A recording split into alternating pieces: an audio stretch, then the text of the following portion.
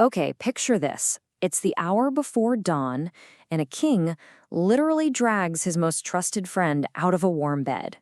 But this isn't just for a casual morning ride. Oh no, they're sneaking away from all the prying ears of the court for a conversation that's going to strain their friendship to the breaking point and really decide the fate of an entire kingdom. And there it is. That booming command from King Robert Baratheon kind of sets the whole stage, doesn't it? No pleasantries, no good morning, just pure, raw impatience. He needs to talk to his old friend Ned Stark, and he needs to do it now, far away from the endless political games of the royal camp. All right, so let's get into it. These are the so-called matters of state on the king's mind. And believe me, this conversation is going to test every single ounce of loyalty and friendship between these two guys. So they ride and they ride hard and fast, leaving the main road and the whole royal entourage in their dust. You have to understand, for Robert, this isn't just about getting some privacy. It's about freedom. It's this desperate attempt to feel like the man he was before the crown, before all these endless responsibilities that you can tell he absolutely hates. Robert is just completely lost in this fantasy of a simpler time, right? A time of swords and adventure. But Ned, well, he's always been the pragmatist. He knows that life is long gone. They've got duties, they have wives, children, and a whole realm to worry about. They are not the boys they used to be, not even close. And this is where that friendly, nostalgic vibe just starts to crock. Robert, trying to get that old camaraderie back, casually brings up the mother of Ned's bastard son, Jon Snow. But for Ned, this isn't some fond memory to joke about. It's a deep, painful wound of dishonor. I mean, this just captures their opposing worldviews perfectly. For Robert, it's a casual conquest, something to brag about with the guys. For Ned, it was a profound moral failing that he is still carrying with him all these years later. It's a fundamental clash between hedonism and this rigid, almost punishing code of honor. And just like that, the banter is over. Robert gets down to the first true matter of state, and he hands Ned a message from his master of whisperers, Varys. The news is all about the last surviving Targaryens. You know, the very family Robert overthrew to win his crown in the first place. Now, for Ned, this is just a distant political marriage happening on a whole other continent. But for Robert, it is a direct and immediate threat. He's already imagining a Dothraki horde crossing the sea, rallying all his enemies, and ripping that crown right off his head. His paranoia is just immediate and all-consuming. Robert's solution is swift, it's brutal, and it's simple. Assassination. He wants the young Targaryen girl Daenerys dead.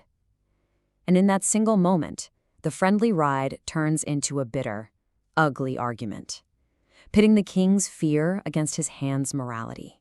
Ned is absolutely horrified. He immediately throws the name Tywin Lannister back in Robert's face, basically reminding him that there are lines a true king does not cross, that slaughtering innocent children is the kind of dirty work a man like Tywin does, not a king. And this right here shows that Robert is just beyond reason. His hatred for the Targaryens isn't a political strategy. It's this deep personal rage, a madness as Ned sees it. He's completely haunted by the past, and that haunting is fueling a thirst for vengeance that no argument, no logic is ever going to quench.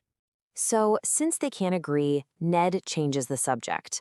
He tries to solve a pressing political issue. See, the position of Warden of the East is open, and that's a crucial military command. But in trying to solve one problem, he uncovers a decision by Robert that, to him, is even more dangerous. As Ned logically works his way through the possible candidates, Robert's really uncomfortable silence tells him everything he needs to know. The decision has already been made, and the king is hiding it from his own hand. So Ned just cuts right through all of the evasion, and he names the one man he believes is fundamentally without honor, Jaime Lannister, the Kingslayer. And this isn't just about a political appointment anymore. It's a full-blown confrontation over a deep, deep betrayal of trust. One word, Robert's confirmation is just so hard and final. There's no discussion, there's no room for debate. And in that single word, Ned understands his new reality. Half the armies of the entire realm will now be controlled by the Lannisters, the one family he trusts the least. To explain this deep mistrust, Ned has to take Robert all the way back to the end of the war, to the day the capital city fell and the Targaryen dynasty finally ended. He needs to make Robert see Jaime Lannister not as a hero, but as the oathbreaker he truly believes him to be. Ned lays out the cold, hard facts of the betrayal. King's Landing wasn't taken in some honorable conquest. No, it was taken by treachery, with the Lannisters slaughtering the very king they showed up pretending to help. And this is the image that is just burned into Ned's memory. It's not just that Jaime killed the king, it's that Ned found him sitting on the Iron Throne afterwards, as if he was claiming it for himself. For Ned, that is a powerful symbol of ambition, of arrogance, and of oaths just completely shattered. But the disconnect between them is just total.